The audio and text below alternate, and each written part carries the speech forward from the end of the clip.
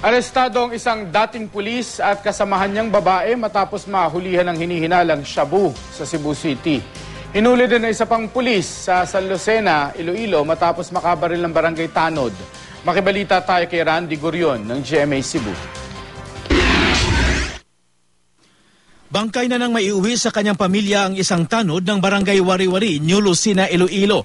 Pinagbabaril daw ng isang pulis ang biktimang si Joan Susgoan. Ayon sa gwardyang nagbabantay sa lupang pagmamayari ng pulis, nagpumilit daw na pumasok doon ang tanod. Naghamon din daw ng away si Susgoan. Doon na siya binaril ng pulis na si PO3 Angelino Lusaya. Sumuko naman ang pulis sa kanyang hepe. Tumanggi siyang magbigay ng pahayag sa media. Desidido naman ang mga kaanak ng biktima na kasuhan ang pulis. Isang dating pulis naman ang itinuturong sangkot sa bentahan ng illegal na droga sa Cebu City. Naresto sa bypass operation si Johnny Car Estinioso at kasama niyang babae.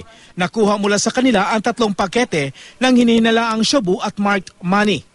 Mga level 2 drug pusher na sila. Notado ang mga drug pusher.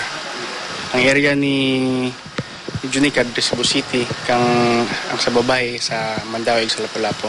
Itinanggi naman ng mga suspect na nagbebenta sila ng droga. Frame up daw ang nangyari. Sinaktan pa raw sila habang inaaresto. Gusto ko og pasok, halos na lang sumbagon ko.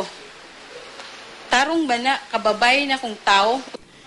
Giit ng pulisya, lehitimo ang kanilang operasyon. Ang suspect na dating pulis nasibak daw sa serbisyo dahil sa iba pang krimen na kinasangkutan niya. Randy Gurion, Nagbabalita, Pilipinas.